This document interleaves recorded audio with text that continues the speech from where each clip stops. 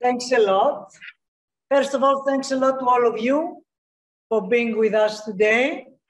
This will be a session in English, since we have the pleasure to connect with US and a very good colleague and friend, Alex Cooley, who is a prominent expert on Russia. Maybe he will not accept it straightforward, but I have to say that with extensive bibliography on the issue. So I'm glad that he was available to be with us today. Also, I'm very glad to have Yota Manoli in this session. Yota also is a very experienced scholar on Ukraine and Black Sea with extensive literature as well. Many articles, books, and participation to various conferences and seminars. And I think we can have a very comprehensive analysis of what is going on today, but also retrospectively to analyze how we ended up with this crisis, and if possible, to foresee what is going to happen next. But I leave all this to, I would say, beloved friend and colleague, Yannis Palaiologos, with whom we spent many years in Brussels, tolerating the weather, the rain, barely tolerating, and looking desperately for souvlakia around.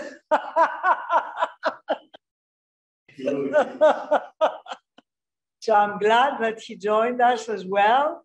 And I know that he is an excellent moderator, and also having worked as international correspondent for Kathimerini, he followed most of the major events in the previous years, so he's a very experienced journalist and analyst. So from now on, I will practically verbally shut up and leave the floor to Yannis unless he needs me to intervene, and then I will intervene with, I would say, chirurgical strikes. If you see me panicking, sweating, unable to speak, then you can step in, you know.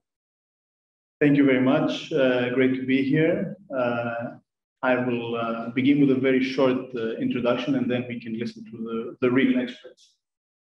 So it's been 10 months now, actually this week, 300 days since the launch of Vladimir Putin's brutal invasion of Ukraine, an event which completely upended the status quo in Russian-Western relations as they have been established since the end of the Cold War. Just this month, we've seen the EU adopt the 9th package of sanctions against Russia. We've seen it adopt an 18 billion euro loan package to help tide Ukraine over through 2023. Earlier in the month, we saw an agreement between the EU, the G7, and Australia to impose a price cap on seaborne exported Russian oil. It's also been a period in which we've seen the West offer unprecedented military support to Ukraine. The lion's share, of course, came from the United States. But the EU also stepped in unprecedented ways. It was the first time that the EU budget was called upon to offer funds for lethal military aid to the government in Kyiv. It's also been a period where we saw for the first time the so-called Temporary Protection Directive activated by the EU in order to welcome the millions of refugees created by the war.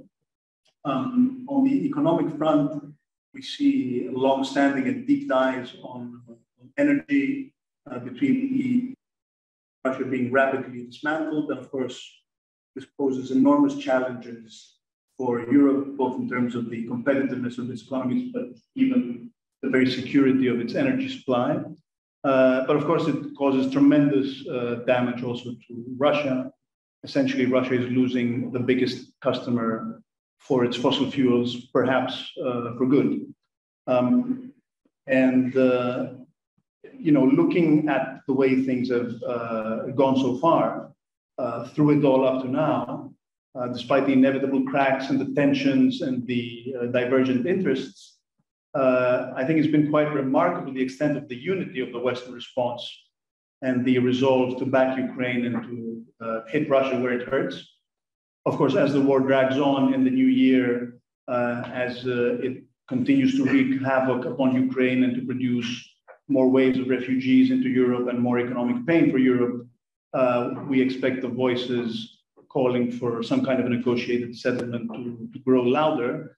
But it's been interesting in the intra-EU debate in the past year, we've seen a shift of influence towards the east, because the countries bordering Russia, the countries which were most hawkish about Russia, like Poland and the Baltics, they were essentially proved right in their warnings.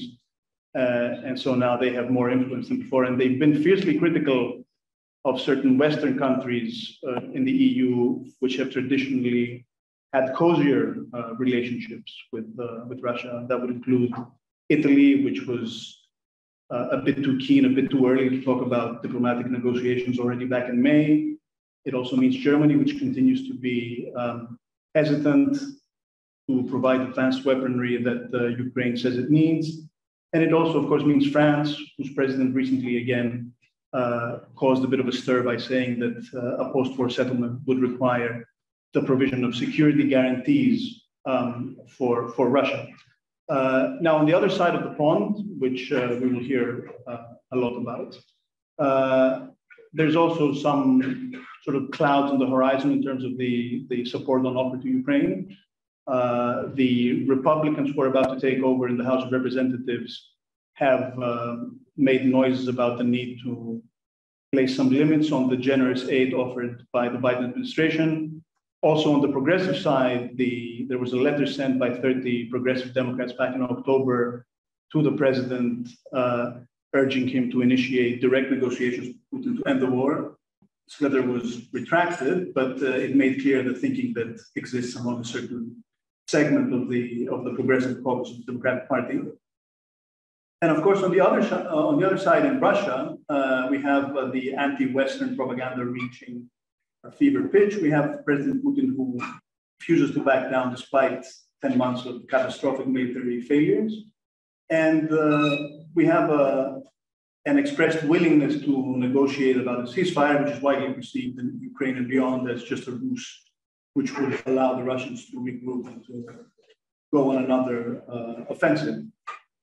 So that's, I think, quite enough with setting the stage. We are very privileged to have Professor Cooley, Professor of Political Science from Barnard College, and until recently the director of the Harriman Institute for Russian, Eurasian, and East European Studies, and Yota Manoli, Professor of the Political Economy of International Relations at the University of Tel Aviv.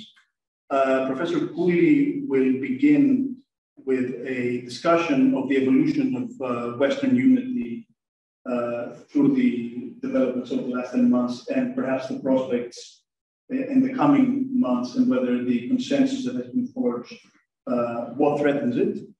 And Professor Manoli will focus on the Black Sea region as a key factor in EU-Russia relations now and beyond, and what role Ukraine plays in that region. So enough from me. I'll turn it over to Professor Cooley for his opening statement, then Professor Manoli, and then there'll be a conversation with me, and then with you.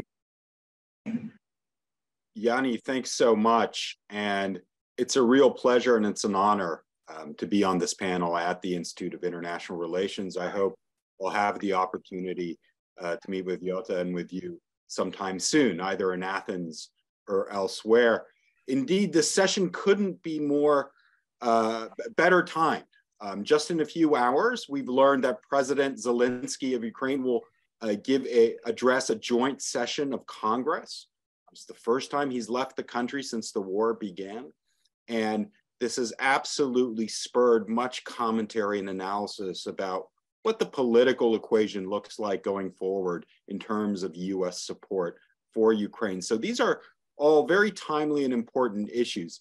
At the same time, I absolutely agree with you that think this is a good time to try and reflect and take stock, not only how we got here, but how the whole question of support for Ukraine has evolved over what's almost coming up to a year now. So I'll try and make a few points as best I can on the sources of Western unity and its prospects going forward, as well as try to break down what I think is a very kind of complex U.S. political picture that is starting to take shape.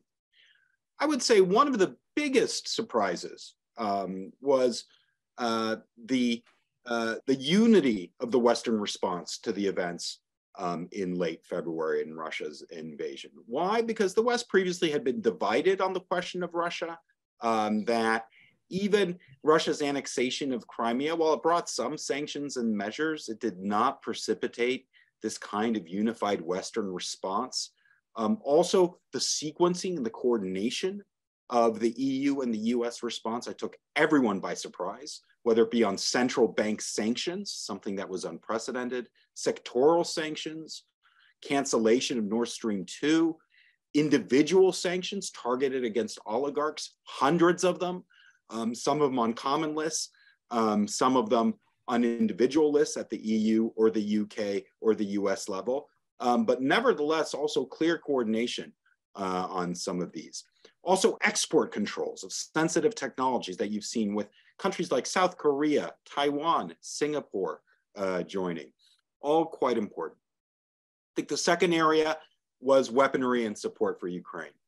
I think at the beginning there was a lot of trepidation about potential for escalation, NATO's potential involvement, and what we haven't seen a formal NATO intervention and response. We do see NATO countries all supporting Ukraine with weaponry and a trend towards giving more and more sophisticated weaponry. And part of the new package now will include in the US will include provision of the Patriot, which was deemed off limits at the beginning because it was thought sort of anything that gets into sort of issues like air defenses again could lead to possible escalation. So we've seen this fine line between escalation risks and sending Ukraine even more sophisticated weaponry being navigated. Third, we've seen NATO expansion. Pretty much we're very close to NATO expansion in terms of Sweden and Finland abandoning their long-term neutrality. Why did we see all this, especially given Western disunity in previous episodes? For me, the answer lays in the stigmatization of Russia, that it became clear that this was not just another military campaign. Putin's speech himself, his maximalist aims, his call for the denazification and the demilitarization of the entire country shocked Western leaders and reps from all circles and the private sector. I would argue that not since South Africa and apartheid have we seen this type of stigmatization of a country in the West and the accompanying sanctions and boycott campaigns. We saw almost instantaneously the exclusion from international sporting and cultural associations, even sort of questions about whether to cancel Russian culture, which I don't support for the record. But I think the most surprising reaction of all was the reaction of the Western private sector. The corporates in Russia within a span of days, most of them made the decision they were going to get out and they were going to strand their investments and their assets if need be. They would try and work out some sort of amicable arrangements, but if they had to leave behind investments, they would. This was remarkable. Here, we're not just talking about symbolically a company like McDonald's that's set up in Red Square upon the collapse of the Soviet Union, or consumers like IKEA. We're talking companies like BP, ExxonMobil, energy companies, BP especially, that had been involved in every twist and turn in Russian politics. It had weathered every kind of political risk that's out there. In fact, had become a case study for many business schools. And within the span of 48 hours, they went from wait and see to a major call that, no, we cannot be associated. Now, whether this was all reputation, was the field of sort of shareholder activism, that's something that will come out in due course. But the response of the private sector to the stigmatization, I think, really reinforced government cooperation and the international kind of reputational reaction. However, if we turn our attention to the reaction of the non-West or the global South, the picture is a lot murkier and it's a lot more ambiguous. Russia has maintained that this is actually not a war about Ukraine, except when it says that it is a war about Ukraine, but has talked about this as a war for the future of Western order. Putin's speech talked about the West enslaving the rest of the world. It appeals with the language of hypocrisy, Western standards, neocolonialism to the global South. But I think it's true that despite votes in support of Ukraine, all but 35 countries at the UN support Ukraine, although of the 35 countries that abstained and backed Russia, this accounts for about half humanity because it is China and India, South Africa, Bangladesh, Pakistan, countries with large populations. I think there is broad concern, even I think, even amongst countries like China and Russia, I won't publicly say so critically, I think a great irritation and annoyance at Russia. But this isn't voiced publicly. And you see real concerns about the sanctions regime, about the US ability to impose sanctions and use its dollar hegemony to restrict economic activities. And I think you also see the limits of the traditional kind of US system of global allies and partnerships and networks. So as successful as the US has been, and the EU has been, and NATO have been in mobilizing Western unity, think about the US lack of success in mobilizing its Middle East allies to support Ukraine. The UAE has become a hub for sanctions evasion, right? For Russian oligarchs and money laundering. Saudi Arabia just outright refusing to back plans to try and lower oil prices and even sort of flaunting its cooperation with Russia. And Israel not taking a stand strongly on the Ukrainian side. So there's the West and there's the non-West. There's a lot more ambiguities in the non-West. Yes, concern, yes, annoyance, yes, irritation with Russia, but not this sense of stigma, right, that includes in the West. And in fact, you've heard sort of saying, well, you know, where was the US when Iraq was invaded? Where was the US in terms of its intervention and what happened in Afghanistan? You know, the kind of invocation of double standards that we see there. A couple of other points I want to make. One is, I think, despite initial sort of concerns about how long could Western unity last, we've seen that the process of working through issues has actually strengthened consensus.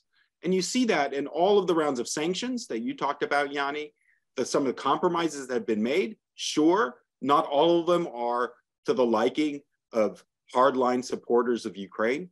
On the other hand, once something gets worked through at the EU level, it tends to stick. And even sort of, you know, the latest negotiation over exemptions to sort of imports of fertilizers, I think, sort of points to some of the creativity that's possible in the give and take that in turn locks in a lot of these decisions. And I think the oil price cap is another good example of that. I want to talk a little bit, because of what's happening today, about the US, and particularly this risk, and I think you identified some of its main sources. Will the US remain Ukraine's most unequivocal backer? I think for the short term, it will, but a few months down the road, I do think we see some interesting warning signs. I would sort of group these in sort of three categories of potential risks or division. The first would be concerns about escalation risks.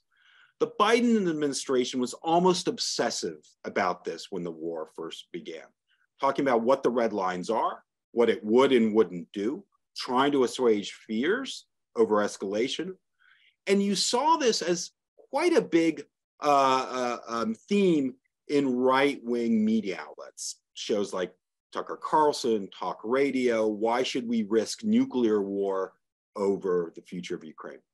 This has subsided somewhat, in part because of Ukraine's consolidation on the battlefield, right? Its success, the fact that the increasing Donations of sophisticated weaponry have not triggered a Russian response. And frankly, some of Russia's actions that at some point would have triggered real concern, like its formal annexation of these 4 Ukrainian territories, have been met with pretty much scorn across the West, right? That there's a sense that a lot of Russian threats are not credible anymore. That may or may not be a mistake, by the way. What can upset this or bring this issue back to the forefront? I would say some sort of disruption of the status quo. So Russia mounting a campaign from Belarus, as it seems as if it's pressuring Minsk to do, or Ukraine becoming too confident, perhaps mounting a campaign against Crimea. I think, you know, either of those two might, again, bring the issue of sort of escalation to the forefront. The second, and I think the most important issue, is cost. And you're seeing the messaging of this, especially on the Republican side. US directed in 2022 $50 billion in humanitarian, economic, and military assistance to Ukraine. It just appropriated close to another $50 billion. So we're starting to see this meme that the US has spent $100 billion on the people of Ukraine. What are our people getting out of this? This is more popular, I would say, or common on the Republican side. And we have seen some polling trends. While we had near unity in March on supporting Ukraine as long as it takes, you see significant splits now on the Republican side. A recent poll by the Chicago Council on International Relations actually found that a plurality of Republicans now favor to gradually withdraw US support, whereas a narrow majority of Democrats and independents would like to support Ukraine at current levels indefinitely.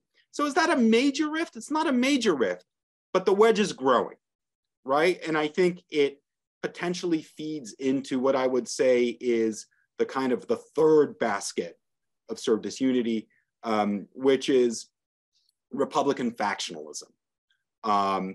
So you've seen certain members very displeased with proposed Speaker of the House, McCarthy, right? More on the sort of previous associated with Trump, America First wing, that there's a sense that a lot of the conspiracy theories that surround Ukraine that were born of the impeachment effort, let's not forget about that, that in fact it was Ukraine who was paying off the US government, paying off the Democrats in cahoot with Hunter Biden.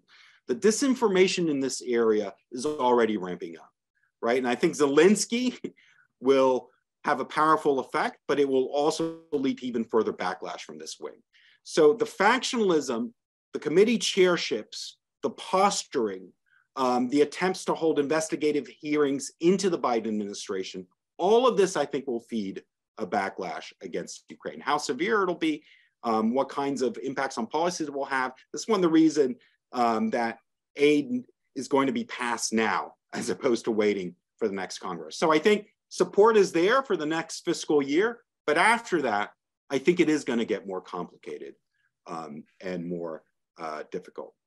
Just some factors going forward as I wrap up. I think Ukraine's success on the battlefield has given it a kind of efficacious authority that it did not have. I do think that had it not been as successful, the calls for compromising with Russia, peace talks now, those voices would be greatly amplified.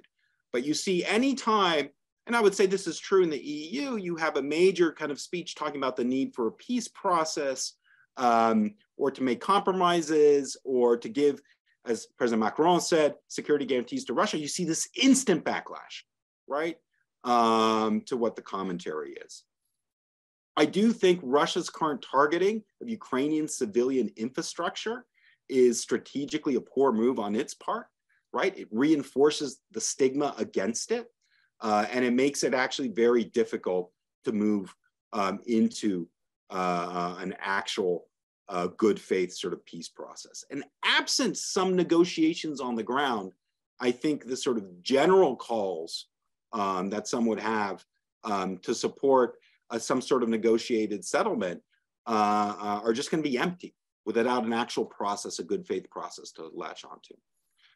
A couple of other issues: soaring energy and commodity prices. There was real sense that perhaps these could undermine Western Union, both on the EU and the US side. And we've seen energy prices drop, perhaps the winter not being as harsh as it was projected to be.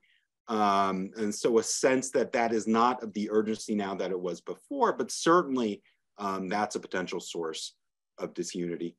And then I think the kind of significant one from the transatlantic perspective is this growing theme that somehow the Biden administration has profited over the war, right? The transatlantic unity is being threatened by the question of sort of trade subsidies that the US passed in the Inflation Reduction Act. That's part of the greening of the US economy that shows preferential treatment to US companies, and that somehow American LNG providers are profiting off of what is happening, and especially sort of the EU's restructuring of its energy mix.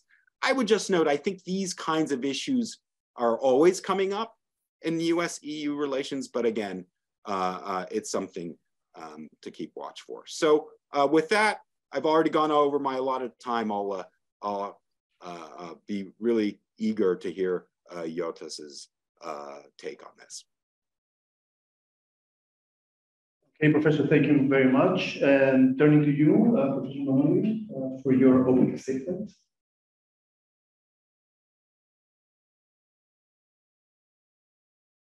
Thank you, Yannis. Thank you also, Alex, for your transatlantic view there. And in the next minutes, I think I will try to go back a little bit in history and discuss link what happens today with the way that the European Union has formed its policy towards Russia.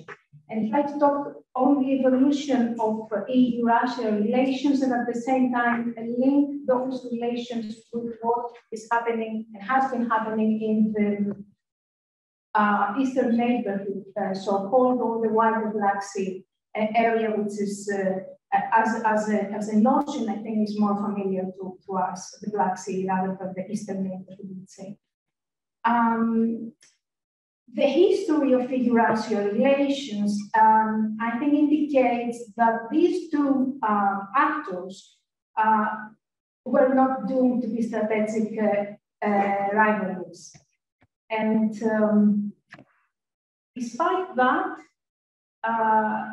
we have been witnessing the deterioration of relations between the EU and Russia.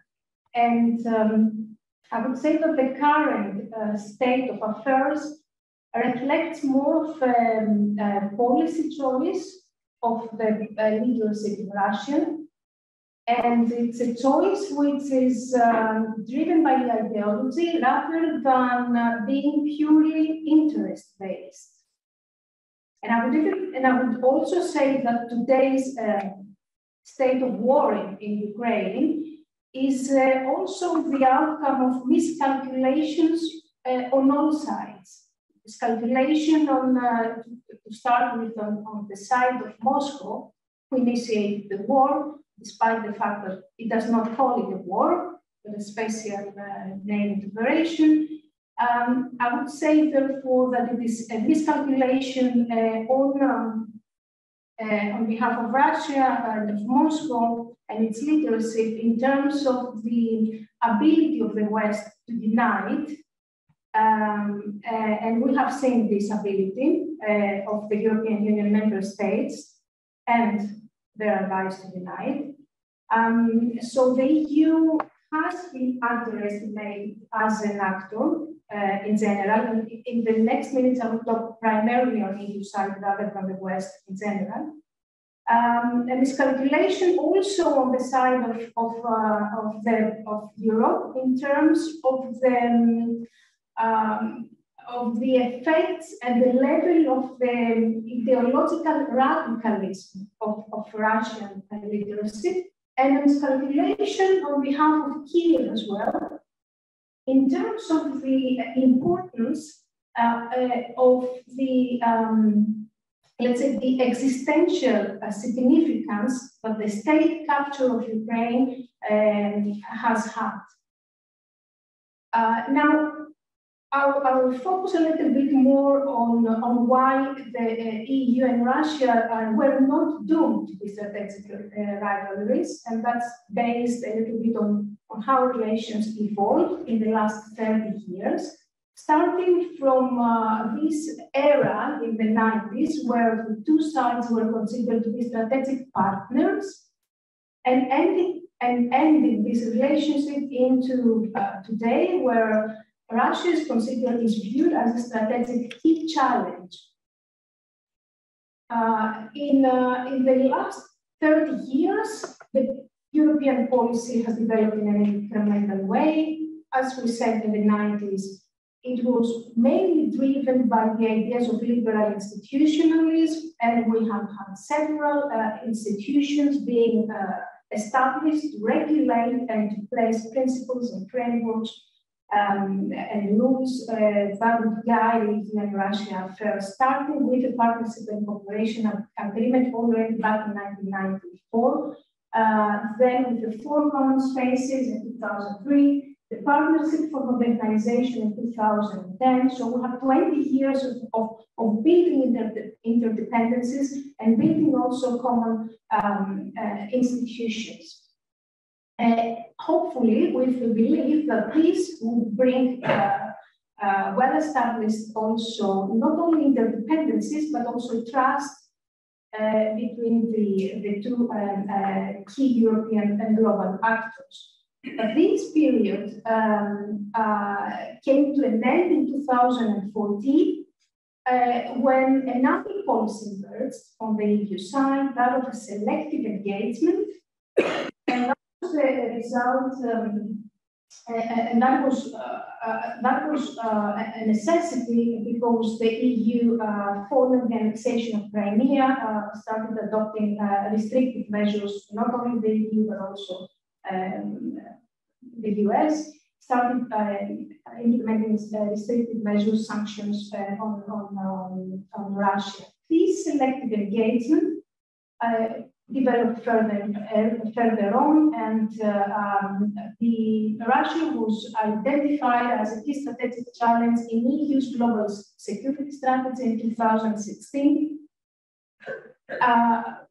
And in that year also, the European Council established the 5 guiding principles with regard to its relations to Russia, which are supposed to be even today the basis of EU-Russia relations. They have not been, let's say, revised.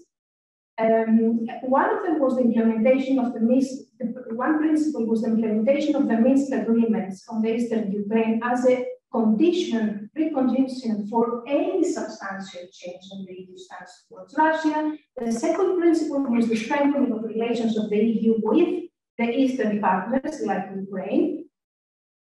The third was strengthening the resilience of the European Union, primarily in terms of energy security, but also in terms of threat of strategic communication. The fourth was, again, selective engagement on Russian issues of interest to the EU, which were climate change, anti-terrorism, and fourth, the need to engage in people-to-people contacts.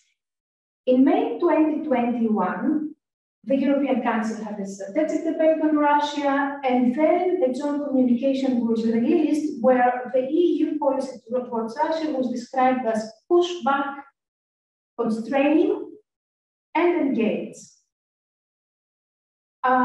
This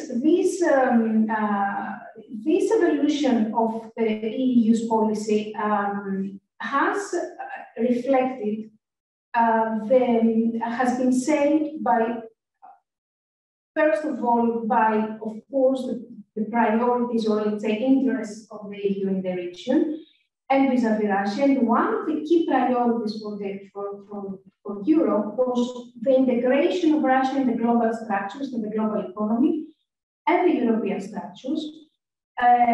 For example, in facilitating the accession of Russia in the World Trade Organization, which took place just in 2012, rather late. And The EU invested, therefore, a lot in having its neighbor integrated in the global economy and in all international institutions, even in the OECD, where this has been counted due to the war. The other driver of EU's policy has been the member states' Russian policy itself. And we have had policies that were complementary one to the other, but also policies that were very different. And therefore, we can say that the German approach, the German policy of transformation through engagement would go in line with France, and France's also policy of Russia as a strategic partner for EU security autonomy, while Poland, on the other hand, was advancing another type of EU policy, one that would be around the notion of soft containment of Russia. These differences between key member states of the European Union increase the inability of EU to formulate a coherent policy, not only towards Russia, but also towards the common neighborhood of Russia and the European Union, which is the Black Sea and the Eastern neighborhood. This type of relations between EU and Russia, the evolution of all these institutions, the attempt to create a common, four common spaces between the two European entities, was not happening independently and disconnected to other European policies in the Black Sea. One of them, which was going in parallel to deepening EU-Russia relations, there was another parallel policy, that of the European neighborhood policy, that was aiming at the same time to deepen the relations between and integration between the EU and the Black Sea, and primarily, I would say, with Ukraine. Now, when the four common spaces, for example, are announced and are agreed between Russia and the EU, it's the time where the EU also launches the European neighborhood policy after exactly also its own enlargement with the Big Bang enlargement with all the Central European countries.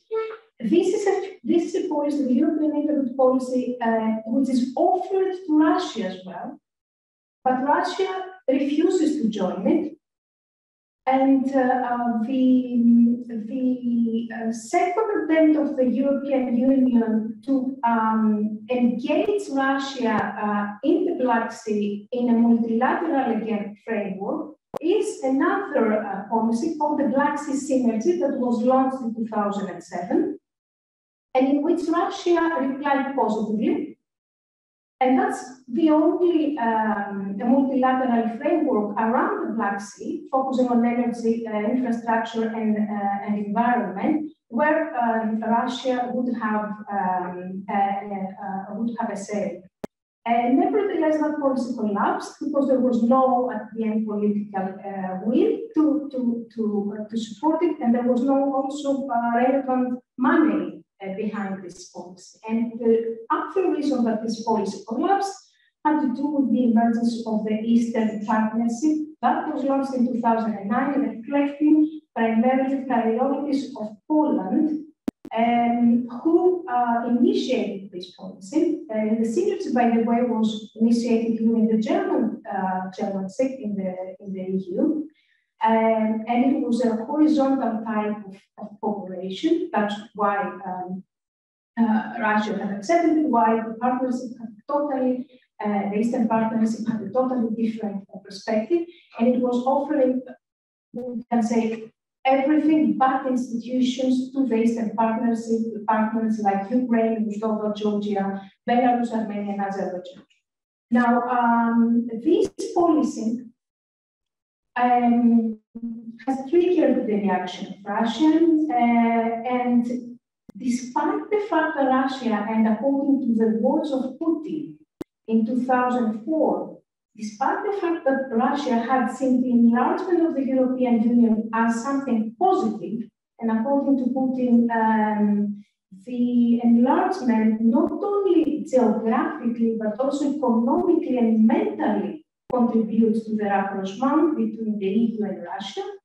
Despite that initial stance, the policy of Moscow changed dramatically, and instead of welcoming collaborative efforts in the neighborhood, it started undermining any EU policy, but also denying the right of its neighbors to shape their own foreign policy and to shape their own relations with the EU and other actors, primarily with the EU and of course NATO in the area. The crisis in Ukraine is linked to that. And the war in Ukraine somehow is also linked to that. A lot has been said about the fact that, and also Russia has also used this as an argument, that one of the reasons of the war in Ukraine is that Russia had to stop the enlargement of NATO. Not much has been said about the fact that actually the annexation of Crimea in 2014 started exactly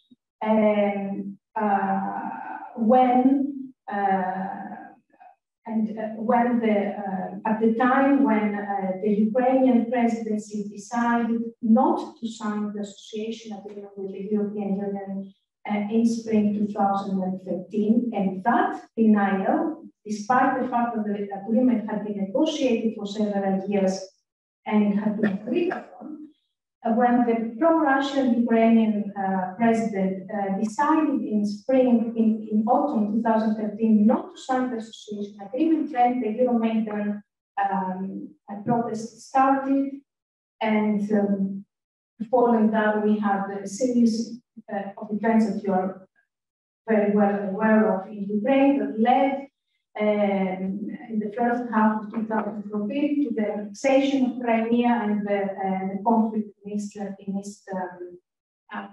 East Ukraine. Even after that, Russia still refused to accept the signing of any association agreement, any deep and comprehensive, especially the deep and comprehensive free trade area that was part of that agreement. The reason for that was that Russia's concern was for its economy, and again here the Russian argument was that it's not about Ukraine's sovereign choice, but about the consequences it will have on the Russian economy if this association agreement is signed. The European Union, in order to, despite the fact that the annexation had taken place of Crimea, the European Union, nevertheless, in order to relax the concerns and address the concerns of Russia, for the first time in its history, decided to create a trilateral negotiation between Ukraine, Russia, and the European Union for the implementation of the free trade agreement, in order to take into concern the concerns of Russia abroad. But this collapsed, didn't move forward, and at the end, the association agreement was signed, the free trade agreement went on, and Russia unilaterally revoked its own bilateral free trade agreement with Ukraine in 2016 at the end. I'm saying I'm saying all this in order to indicate that there has been a lot of room of cooperation and a lot of chances of cooperation and accommodate a lot of room to accommodate Russian interests in the neighborhood. But nevertheless, it seems that this was not enough, and we have come to today's situation where Ukraine has actually waged a war. Russia has actually waged a war in Ukraine. Now, there are a lot of explanations about what has happened. Other researchers have pointed to the fact that Russia was provoked by the US, by the EU, by the Ukrainian leadership. Others have pointed to more like systemic reasons, change in terms of balance of power. Others have simply pointed to the fact that Russia was not satisfied with the agreements made after the collapse of the Soviet Union, and therefore it was looking for a chance to change the conditions that were unfavorable to its own national interests. We should leave something for the discussion to follow. That's where I'm going to stop.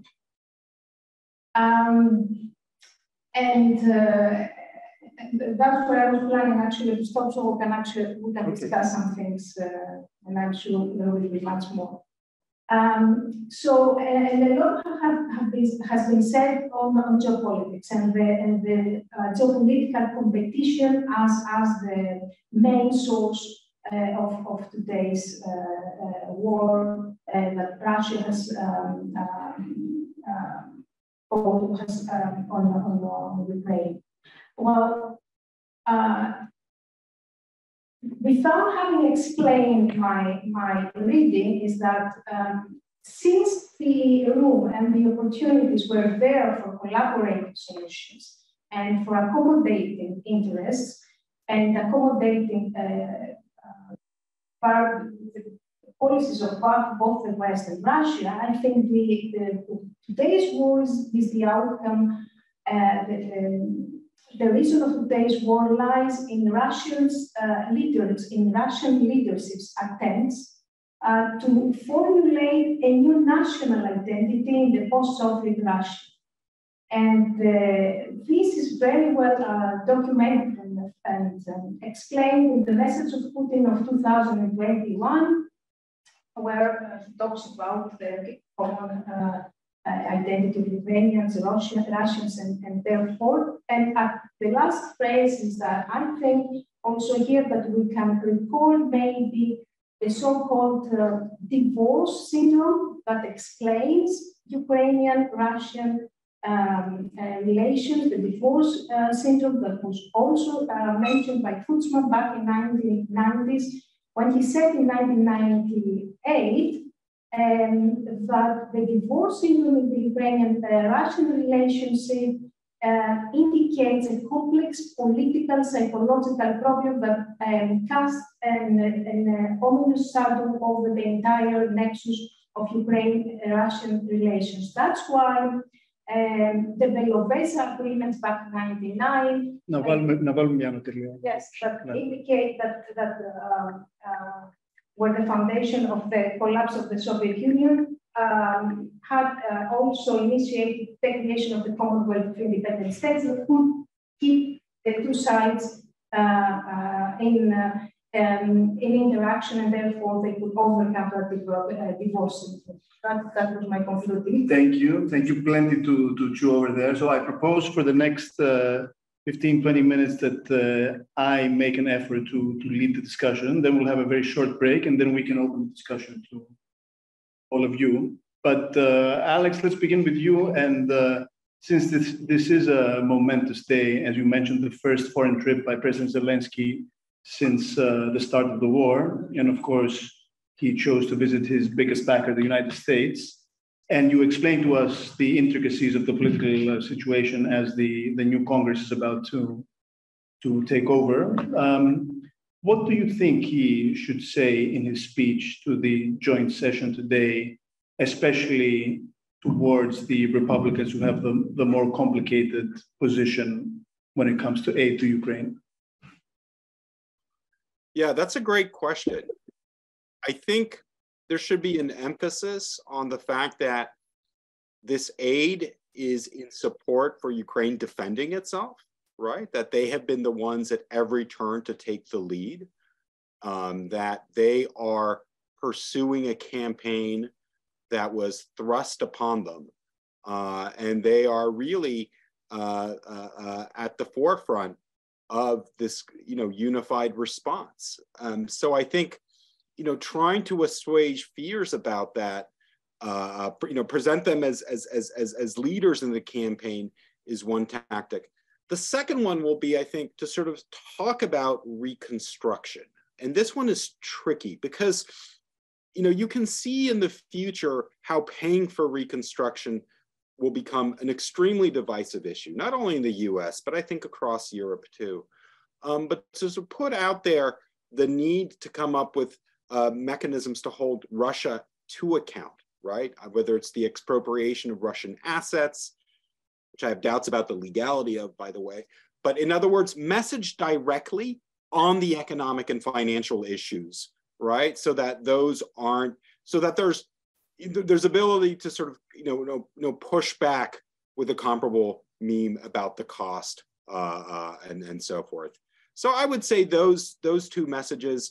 And then I think a third is that we are at a critical time operationally, that, by most accounts, Russia's capabilities are severely degraded. They have about a year's worth of ammunition left. I wouldn't say this publicly, but I would emphasize this in private meetings.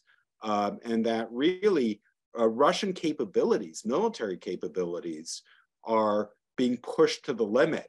And that, a few more months for support could be divisive.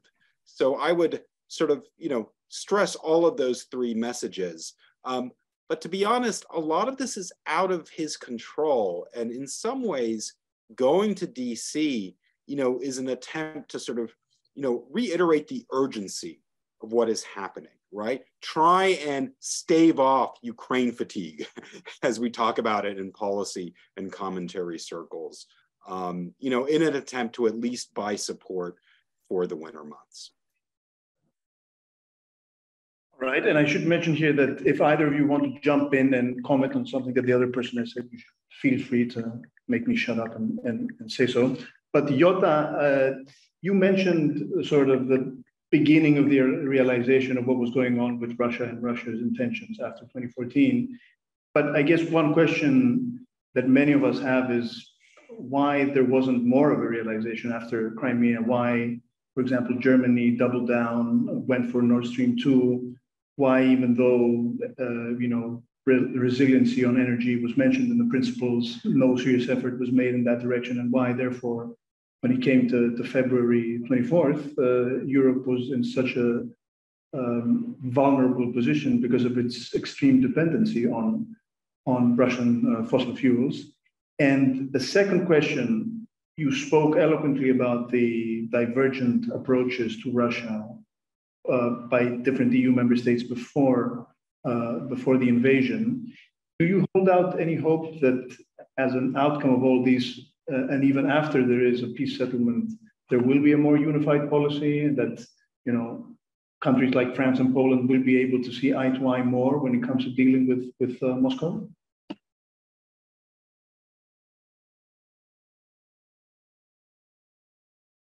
Yes, interesting questions both. Sorry. Yes, it's probably it's easier to reply to the first one because I have to go back and look. So it's better to look back and try to explain rather than forecast and say, whether the Europeans will be able to keep a unified policy towards Russia. That's more difficult, I would say. Nevertheless, let's try to reply, starting with the second one.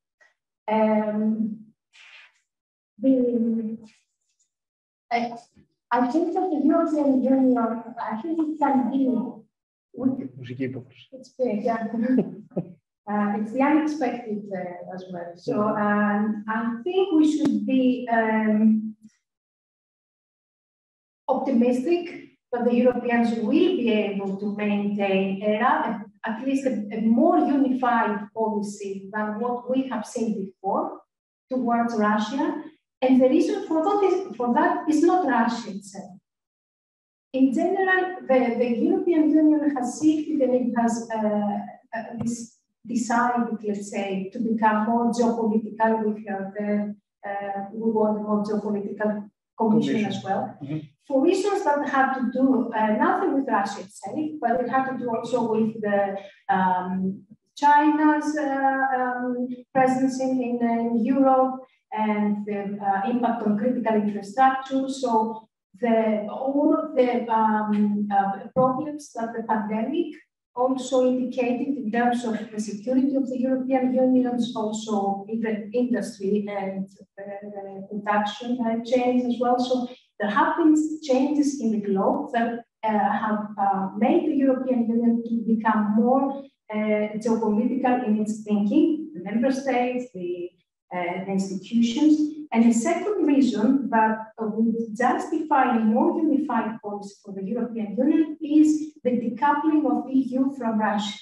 This decoupling that has been taking place is going to remain, starting with energy, but also in other sectors. And that decoupling will allow countries like Russia, like Italy, like other countries to find more of a common ground towards Russia. Of course, there will be other also views that diverse views depending on our national interests, etc.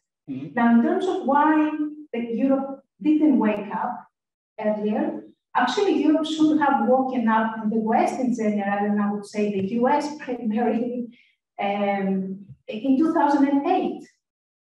So it took them Georgia indicated the way ahead. So the war in Georgia, the 5 days war in Georgia in August 2008, I think, should have been a wake-up call for the West. And EU, for the EU, it would be, I think it was difficult at that time and in the years that followed to focus on security concerns in the region because we had the crisis, which was very important in terms of the Eurozone, and the same was also in the US as well at the time. And then also the European Union did not, I think, want to see what's happening in the neighborhood. And for Germany, for example, to take the example, why Germany did not react, because for Germany, like the centerpiece of its policy has been peace through trade. I mean, and that's, there's a whole history behind that policy since the 70s up to today. So it was difficult for Germany to to change the way it would see Russia. So economic interests, of course, all the European industrial production is based on Russian energy imports, so national interest, foreign policy, ideology, like the one I explained before about Germany. I think that explains why the EU didn't realize what was happening earlier. And I think they also underestimated as I said before, the level of ideological radicalism in Russian leadership. We didn't read Putin well, and I'm not sure if we can even read Putin today well. Yeah, if and I as could, you said, he didn't read us well either. Alex, please. Yeah, I think just, flipping that from the Russian perspective, there's a couple of points to follow up on what's been said. One is this belief that Europe required Russian energy, that would be at the heart of European interests towards Russia, that these locked-in business associations and representative associations and lobbies would continue to hold sway, plus the track record of 2008, of 2014, maybe some individual sanctions, some symbolic sanctions, but nothing on this level. So that was one. Second, there was a sense that somehow, because transatlantic unity and commitment to the EU and NATO seemed to be unraveling in certain places, that this was an open door that Russia could kick on. But again, I think the example of Marine Le Pen is really telling. Once the war starts, she recalls over 1 million leaflets in the middle of the French presidential campaigns that had her with a photo of Putin under sort of the banner "strong, decisive leadership," right? He became toxic. That was fun. I remember that, yeah. Yeah, and so I think that, that's another part.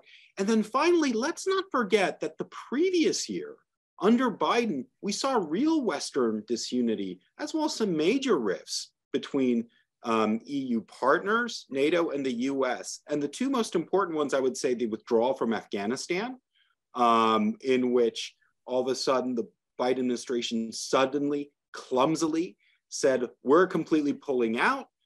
Allies accused of not coordinating. All the ISAF member countries followed suit. It seemed really chaotic. It seemed to be a metaphor for the US leaving a power vacuum in another part of the world that China and Russia would fill in, Afghanistan and Central Asia.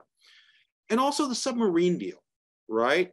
Where the French contract with Australia was annulled in favor of a US-UK alternative. The French were absolutely furious, demanded a diplomatic response.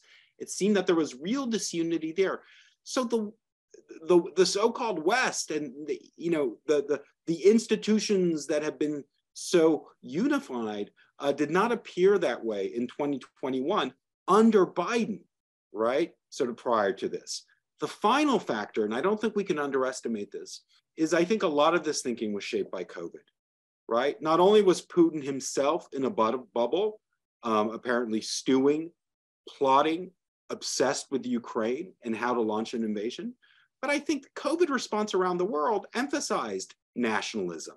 They emphasized lack of coordination, in part border closings, the sort of inability to get out of kind of geopolitical competition.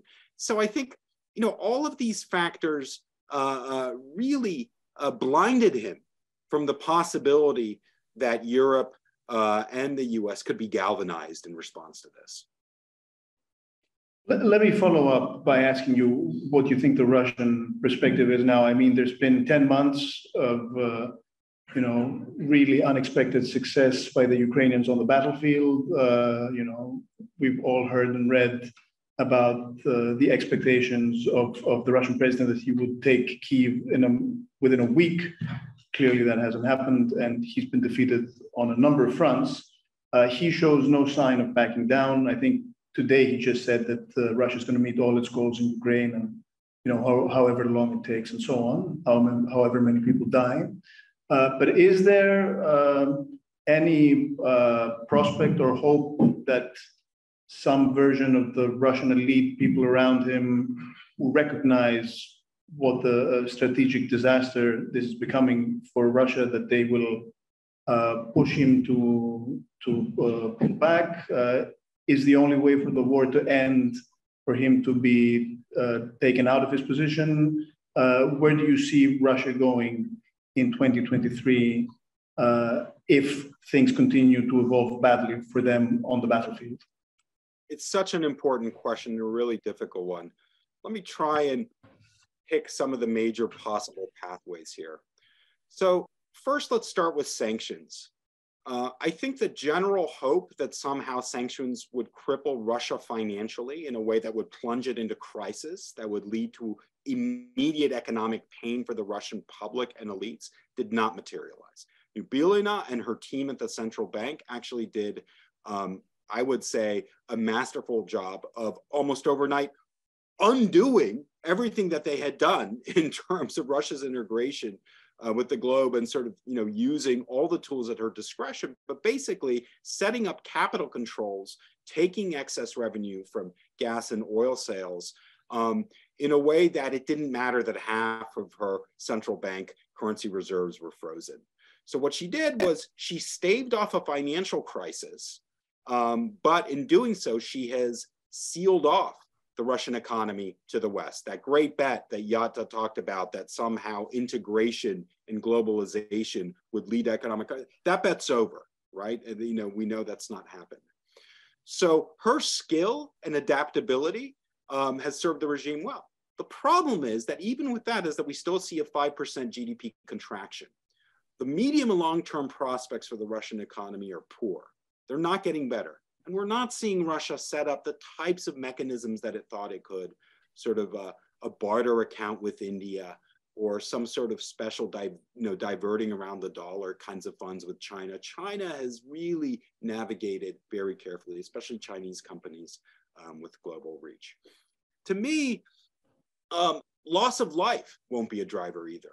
And as shocking as it seems, with about 100,000 Russian casualties having really been very poorly trained and equipped and going through the meat grinder, well, we've just come out of a crisis where we've had hundreds of thousands, maybe even up to 1 million Russian lives lost in COVID, right? And that did very little to spark a backlash. So the propaganda machine and the messaging, making this about every Russian grievance, right?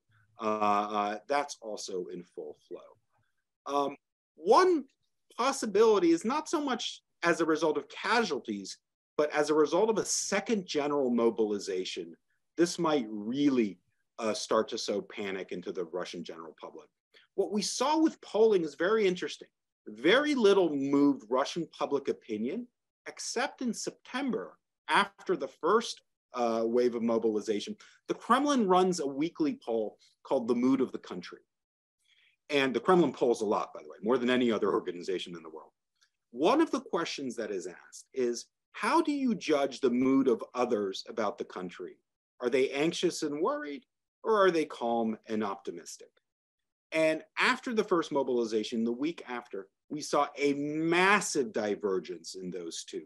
Anxiety go way up. This is something that's now hitting them close to home. A second wave of mobilization, which now seems probable, and it seems as if Kremlin authorities are preparing for it, I think will also initiate these, a more general concern. That's one pathway.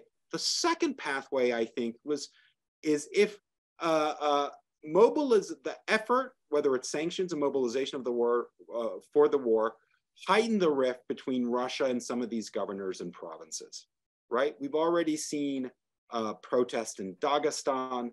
Kadyrov is playing a very interesting double game in Chechnya, sort of supporting on the one hand, but also, criticizing, the Russian army on the other. And so I think the kind of, the regional factor here is an interesting one. I don't think decisive, but I think it would add to sort of these seeds of disunity. Now, what's the final mechanism here? A push, a military collapse, a dispute amongst the security services, tensions between the internal security services, the FSB, and the military are high, as are tensions with Prigozhin, right, whose private military organization, Wagner, is also intent on carving out a piece of this for his own profit and reputation. So the unity of response might also be hampered. But I do think we have a few more months to go before we reach any of these outcomes. But, I think anything's possible, right? Someone that seems completely stable and in control is in charge until he isn't. And so I would not be surprised if something happened. I find it unlikely, but I don't think sanctions will be the driver. And I don't think that casualties in terms of their sheer numbers will be the driver either. I think initiating internal disruptive processes within Russia itself that alters the social contract that Putin has had with regional governors and the population, that's more likely a cause of instability. Right, and we should keep in mind that according to the assessment even of the Ukrainian armed forces, the first mobilization achieved its targets. So despite the backlash and the concern it caused, Putin is still able to put untrained, ill-equipped, but a lot of people on the ground. A last question for you, Yota, or you want to jump in on this? Yeah, absolutely, please.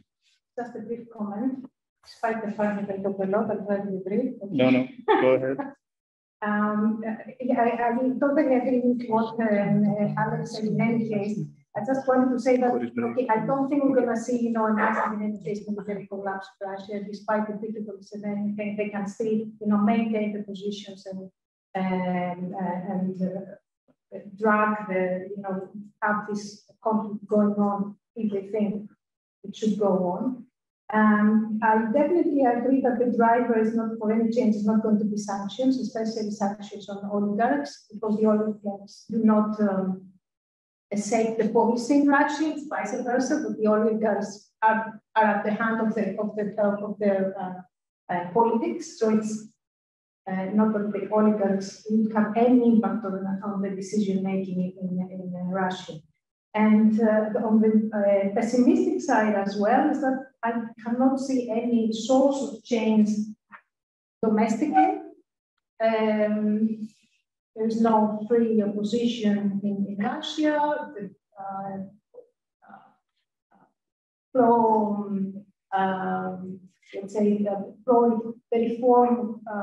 pro-reformers in Russia are outside Russia, and the young generation or dead. Or dead, or in prison. Therefore, I can't see any really sources of change in Russia in the years to come, unless something, comes that we cannot foresee. And on the issue, you mentioned earlier that, essentially this decoupling, and the most important area of the decoupling is energy, obviously. Do you think that's final? Do you see it as very unlikely to impossible that there is a post-war settlement in which Russia, perhaps with another leader, will reforge energy ties and Russian gas will again play a significant part in European energy supply?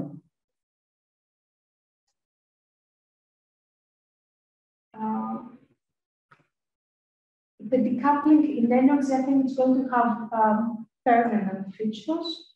We might see, if the war ends, etc., we might see at a certain time some type of energy relations we even today have, in terms of liquefied LNG, liquefied gas, or even like gas coming from pipelines, or even oil as well.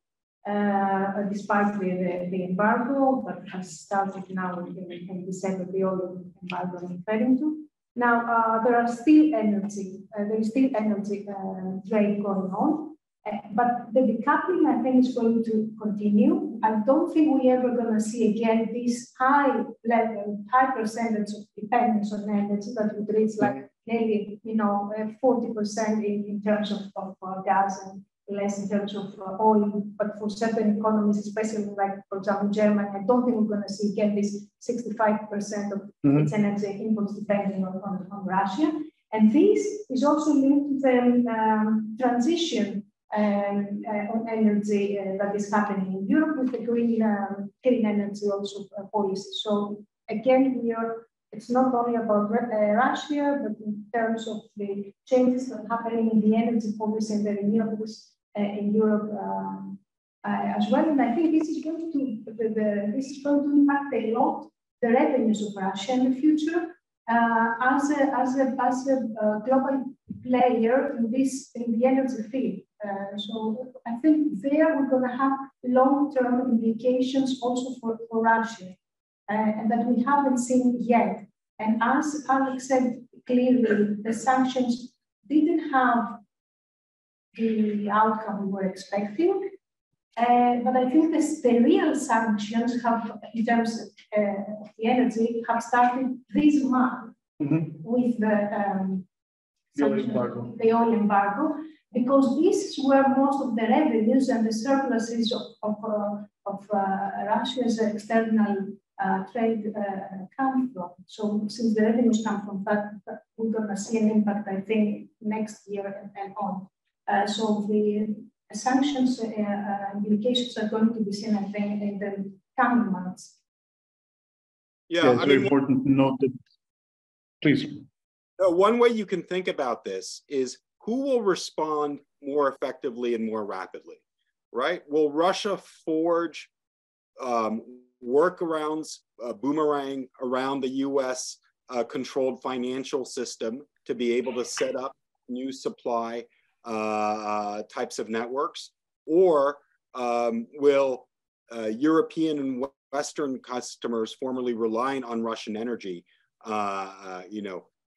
create new alternative sources and workarounds. And at the moment, it seems that it's the latter that's quicker, right? In terms of having to make mutual adjustments.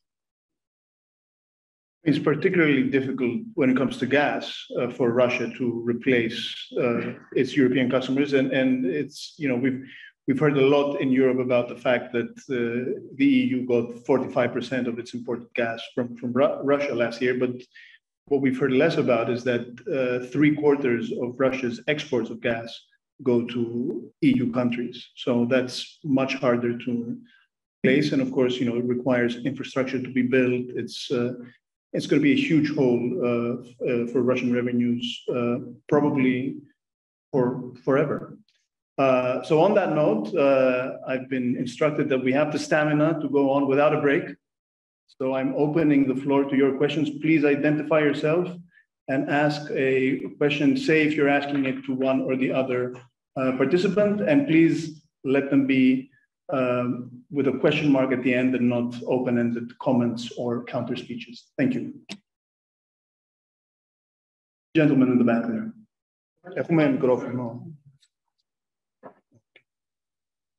If you... Yeah. Thank you.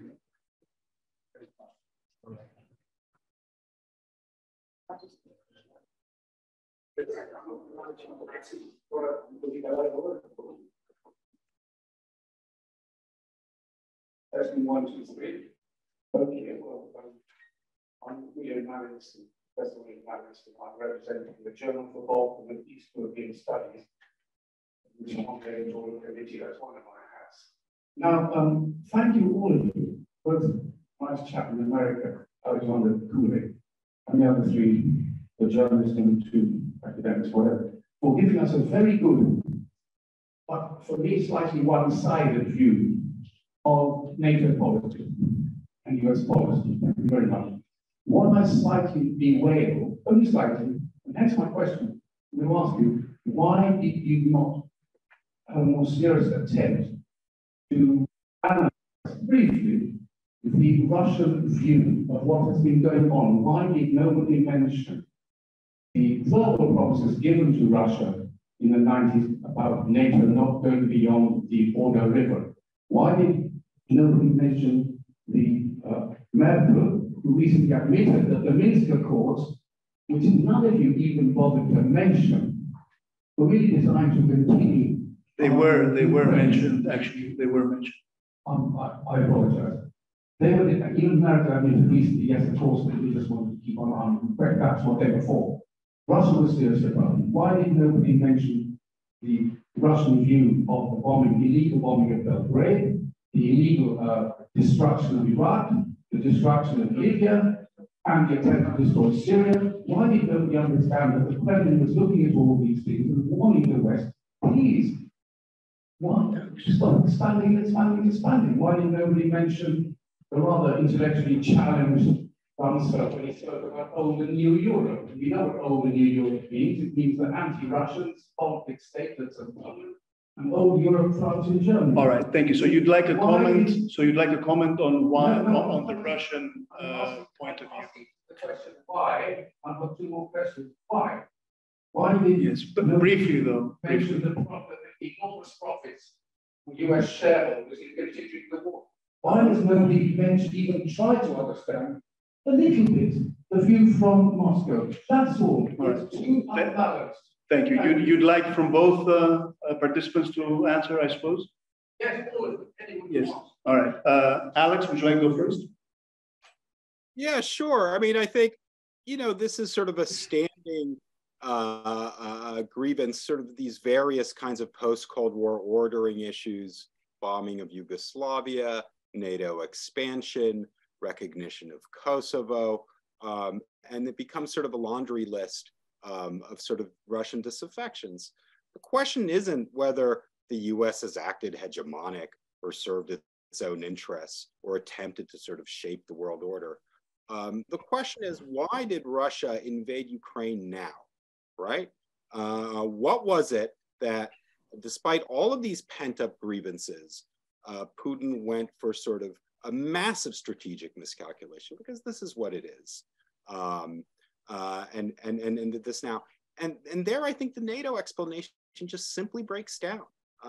NATO has expanded over multiple waves over the course of the post-Cold War era. There was very little Russian response to the first. There was actually very little Russian response to the second when it was decided in Riga for the 2004 expansion. Why was that the case? Well, at the time, Russia viewed itself as a strategic partner with the West in the war on terror in Afghanistan. And in fact, this was not a priority for them. This changes in 2008, where yes, the Bucharest summit communique from NATO that Georgia and Ukraine will inevitably become members of NATO is issued. I didn't support it. I thought it was a foolish piece of official communication. But somehow the idea that if at the last minute, the West had offered guarantees that Ukraine wouldn't go into NATO, this would have sort of stopped this, I think is just really naive, frankly. This was something Putin had decided. He saw Ukraine sort of slipping away, did not have the ability to sort of reverse this, was frustrated that Zelensky was not willing to make the concessions that he wanted. This was it. And I think there was also a sense that Russia overestimated its own military power and its own capability. Russia was very effective in terms of the international order at seeing points of weakness, points of hypocrisy, and dividing the West opportunistically. But what it did really played against its sort of strength and disadvantage. So my sort of final point on this is, I'm involved in a lot of these kind of, these US-Russia working groups and expert groups and so forth, and there was, of course, a sense of Russian disgruntlement, different view of the 90s, and we could even talk about different perspectives on on seminal and important world events. But I think the challenge is why now? And no one, and I mean no one, on the Russian side of the so-called expert communities, even those who were disgruntled, said that this was going to happen, right? At most, they said this is a strategic bluff. This is a coercive negotiating tactic. You're all too paranoid. This is another example that you have it in for Russia. So Putin surprised his own circles, because in the end, what he's doing is actually he's weakening Russia. He's undermining all of the way in which Russia had established itself as a revisionist power. So that's my... Jutta? Yes, well, I have to say that, my talk previously on EU policy towards Russia was not slightly one-sided, it was one-sided because I presented the way that the Europeans tried to accommodate and approach Russia. Russia did not present any coherent policy towards the European Union to start with, because it was always underestimated or not recognized as an equal partner, I would say. Moscow would see Berlin, would see Paris, would see, Athens or Washington, but not Brussels. And even in the National Security Strategy of 2021, EU is not mentioned at all. Russia did not form strategy towards the European Union, so I could actually discuss it. And in terms of the war in Ukraine, yes, we could go back and discuss the faults on the West side or on the Russian side, or discuss history. But I don't know why we should, if we go back and discuss history, why we should go back to 1990s, and we shouldn't go back to the Second World War, or even further back in the 19th century, or in the 18th century when Russia reaches the Ukrainian lands. I mean, I don't know where to stop if we go back to history. So I I will just conclude by saying, yeah, the one-sided discussion previously had to do with the fact that the EU had said the policy towards a strategy towards Russia that was clear, but we didn't see an equal, let's say, policy. There were proposals by Russia in terms of reconsidering the European architecture, for example, within the OSCE framework, and since we are in Athens, we have to mention that proposal back in 2008. It was taken up by Athens during the OSCE presidency as well, and the coffee process was launched in 2009, if I remember the year correctly, when it collapsed. So that was an effort from Russia to renegotiate somehow a new European architecture, but didn't go further on. Okay, that's my comment. You'd like to step in. If I may, I mean, using this privilege, I would say, since we have Alex here still on the line, I think that the blame game doesn't facilitate the discussion about the perspectives, the post-war perspective, because there will be a post-war situation either or. I mean, all wars end in a way or another, so this war will end as well. So my question to Alex and Yota would be, I mean, how we see the perspectives of the relations with Russia in the future? Because I think what we call the rules-based order, as we know it up to now, is over, realistically. I mean, it is our order, but if it is only our order, it cannot accommodate other powers like Russia or China. So we have to figure out what an international order would be after the war. And if Russia will continue to be a revisionist power, despite the fact that its weaknesses were exposed, heavily exposed with this war. I mean, we knew that, but now it has been proven that we have a very big country with a very big nuclear arsenal, but still with a lot of weaknesses. So how this country can participate? Be integrated. Exactly. This is my question. So let's start with you, Yota. How can we integrate Russia in a new world order? And the generally simple question, what will that new world order be like? You have to solve it in 5 minutes. The integration of Russia in the world order is important because it's a stabilizing power. But I don't see one international order in the future. I think I see several orders. So I don't think we're going to live in this kind of one single order. It's like a multi-ordered system that emerges, and there will Russia be able to be one of the centers, one of the, let's say, the key players in one order, let's say a Russian world that imagines, I doubt, because it is a nuclear power, but economically it's not even an emerging economy, it's a declining economy because its percentage global GDP, etc., is declining compared to the other BRICS, etc. It has lost its position in international organizations, with the exception of course the Security Council in the UN. So Russia has to join forces with China in order to follow that regional Eurasia order, maybe, but I don't think that Moscow's choice will be that. Alex? Yeah, a couple of thoughts. One is, one of the problems now that Russia faces is that its alternative ordering world, which was focused, but not exclusively, on the Eurasian region, and its tools are now starting to unravel too, as a result of the weakness of its positions. You look at what's happening with Nagorno-Karabakh, the Azeris are just out now to take it back all, right? They don't believe in the credibility of Russian peacekeepers. They don't believe in the credibility of CSTO Russian commitments to Armenia.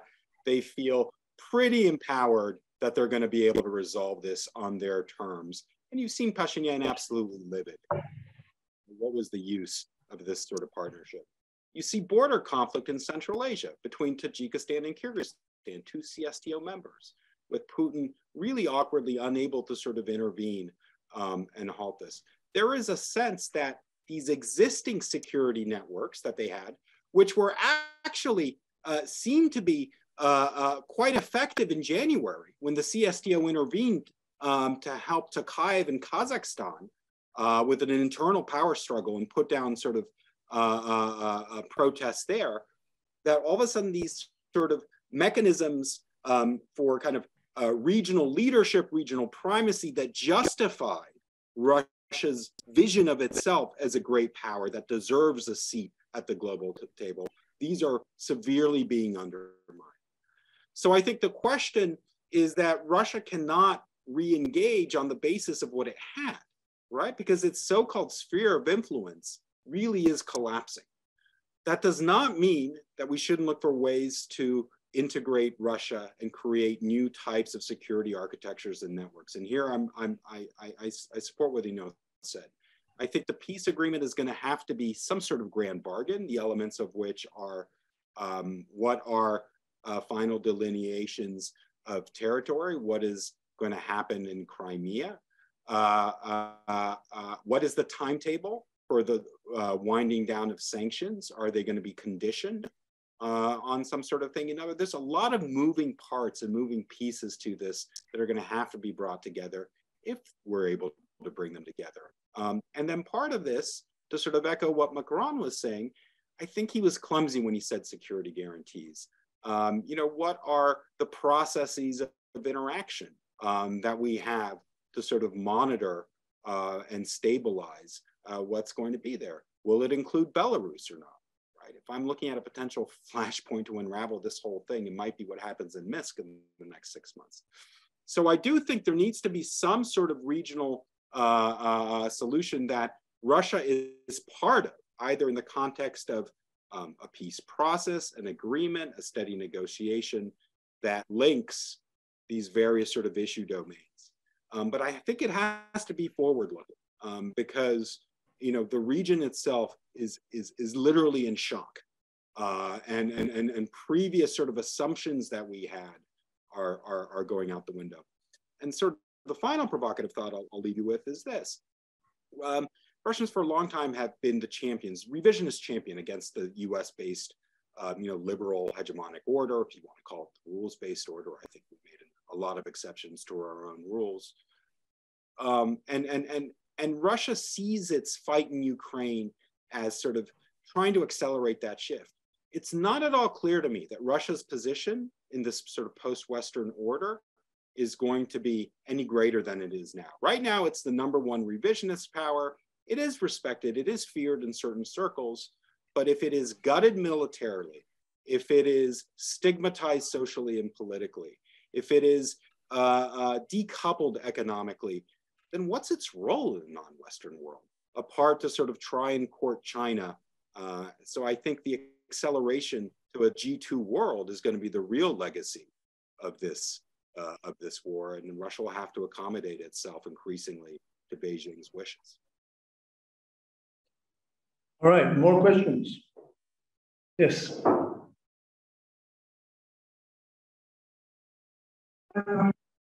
Thanks, Director General of the European Parliament. You seem to believe that EU sanctions have hampered Russian economy. I haven't heard anything about Russia going around with the help of the Turkish president and of the Bulgarian president at the point when they allow themselves not to accept the price offered by the countries of the European Union. So if they were in a dire situation, I think they wouldn't provoke that much with the help of others. What do you think about it? I'm not sure so the question is, You're saying that Russia is in a more dire situation than? No, I think that there are countries which help them not to be in the dire situation in which they were supposed to be with the sanctions, with the EU sanctions. So it's a question about the role of Hungary and Turkey in undermining sanctions and I mean... Not only, but mainly. All right, who would like to take this first? Yes, I think.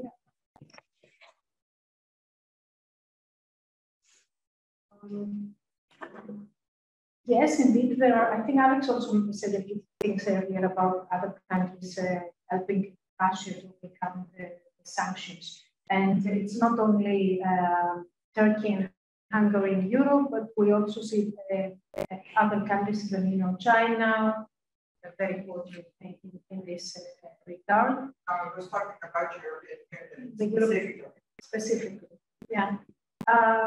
We've seen this, and I think that with both countries, it's not a surprise, especially with Turkey.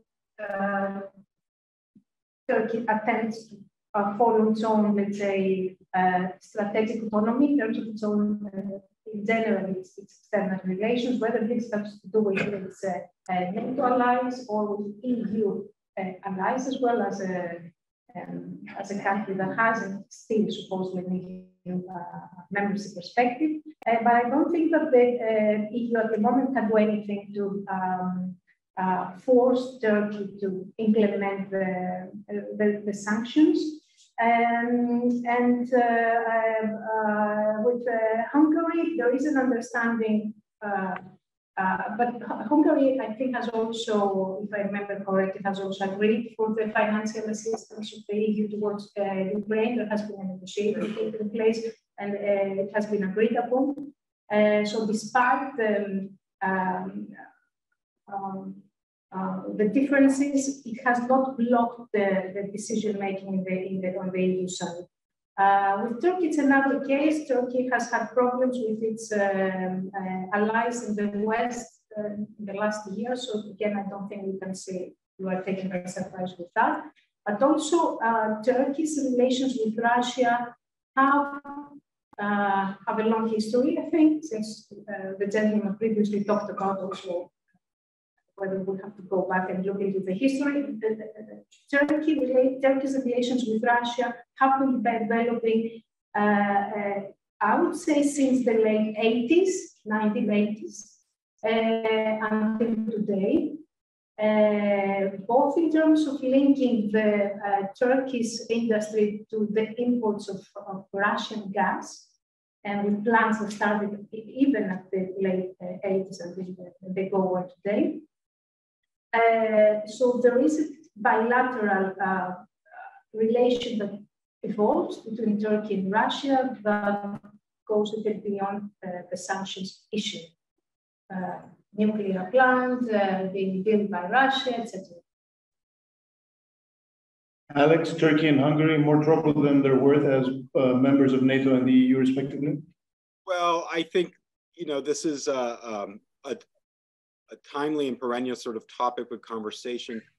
I think they're motivated in different ways, right? So Turkey really views itself as caught in the middle of this. I think I agree with all the points Yoda makes, but I would also draw attention to sort of Erdogan's own domestic weakness at the moment, or rather perceived political vulnerability, right? So he needs some sort of set of economic agreements. He can't join the sanctions. Instead, he's trying to leverage and demand discounted Russian gas to sort of supercharge this regional energy hub that they want to create. And yes, they're engaging in all sorts of sanctions evading activities, reflagging operations, re-registrations,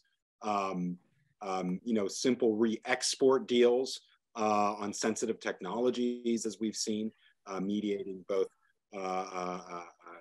EU and US-based sort of sensitive electronics that end up in Russia itself, as well as just being open to oligarchs to to relocate there. Turkish finance minister said that. At the same time, Turkey has been critical of the war itself, affirmed Ukrainian sovereignty, has tried to position itself as a regional mediator, right, between some of these hostage swaps and negotiations.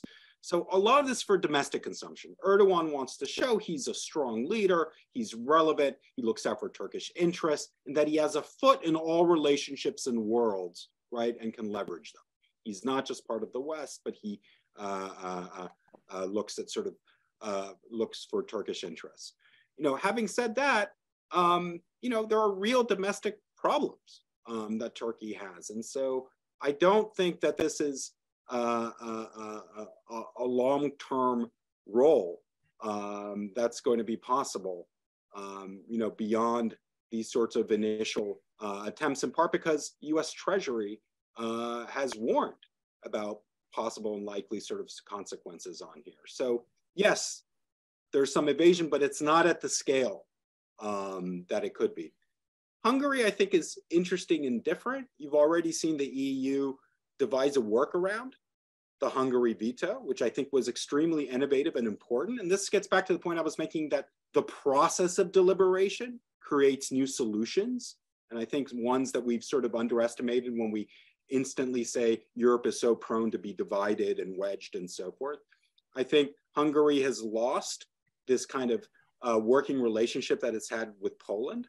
Clearly what's dividing them now is pretty significant, especially on the existential question as the Poles view it of Russia. Absolutely, Orban will do what he's always done, but his power within the EU as sort of a spoiler has, I think, diminished. And so then the question is, are these transatlantic institutions better or worse off with having, Hungary and Turkey in them? To take the step to get rid of them is a really big step, and one that I would say is still counterproductive, despite all of the things that they might be doing in their own way to undermine Western. All right, more questions.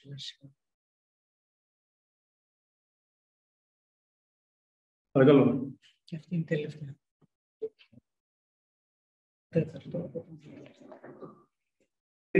My name is Akilas Apathmetri, a student of the National and European Studies at Pali University. First of all, I'd like to ask Mr. Alexander regarding the ongoing relations between the European Union and the countries in the Caucasus area, because since Russia has withdrawn troops, Armenia is at risk because it's threatening between Azerbaijan and Turkey, and the capital of Georgia. Also, I'd like to ask, what is the reaction of Russian society regarding the ongoing stalemate, if not a retreat of Russian forces? And I'd like to ask, what is really going on inside Russia? Because due to increased censorship, information is much more difficult to get out of Russia. Thank you. Alex? Yeah, thank you for that question. It's got a lot of pieces. I think it actually brings up the issue of all of the ripple effects that the war has had in the Caucasus, some of which we've talked about, some of which we haven't, right? And one that I'd like to just flag for everyone in the audience is the hundreds of thousands of exiled and displaced Russians who initially fled the initial war and then the first round of mobilization that ended up going to Tbilisi and Yerevan. We did not expect that sort of the legal arrangements between countries in the Caucasus and Russia would be used to facilitate Russian outmigration to the region as opposed to the other way. And that's what's happened. And so now you're seeing a sort of a remarkable change in both the demographic and economic profile of some of these countries. So on the one hand, Armenia is absolutely livid that the Russian government is not backing it as it feels increasingly cornered, and it does sort of perceive the EU as potentially an alternative sort of patron and ally, though that's going to be very difficult to do. On the other hand, you have tens of thousands of displaced Russian IT workers who are actually responsible for a massive skyrocketing in Armenia's GDP over the last quarter through the new sort of tech startups and firms that they've started up. So this is putting these countries in a very interesting position. Georgia, absolutely overwhelmed with the presence of Russians and then concerned about, what does this mean for their own sovereignty going forward? So the Eurasian map, and especially in the Caucasus, is being remade. And I think one of the unexpected dimensions of it has been sort of, Russian flight to the Caucasus, as well as their entanglement in some of the regional and security fallout. The media question is a really difficult one. We know from VPN usage that there is still a significant use of VPNs in Russia. So information, if you want to get information, it's still there. YouTube is still there. That is the most popular way to get information, news. Also, all of the exiled independent Russian news networks that are now based in Europe broadcast through YouTube. So that information is still accessible. The question is this more about information or more about the emotional response and wanting to reaffirm your priors? I know from my time here in the United States, people watch certain cable news channels, not because they want accurate information, but because they want to reinforce their political priors. They want to reinforce their emotional relationship to a particular topic and a particular viewpoint. So having said that, I do think it would be prudent for the EU and the US to support Russian exiled media, whether it's in Riga or elsewhere. I know the spat with Latvia created a lot of tensions between TV Dost and the Latvian government. But I do think these are the only sources of independent reporting going on, and they need to be supported. The investment would be relatively small.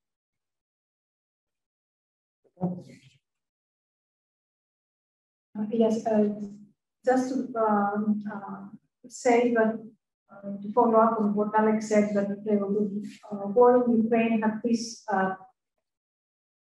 positive impact on the economy of the South Caucasus, and it was explained by Alex, and he gave a few examples from that, and both in terms of the GDP, but also in terms of the currencies of the countries.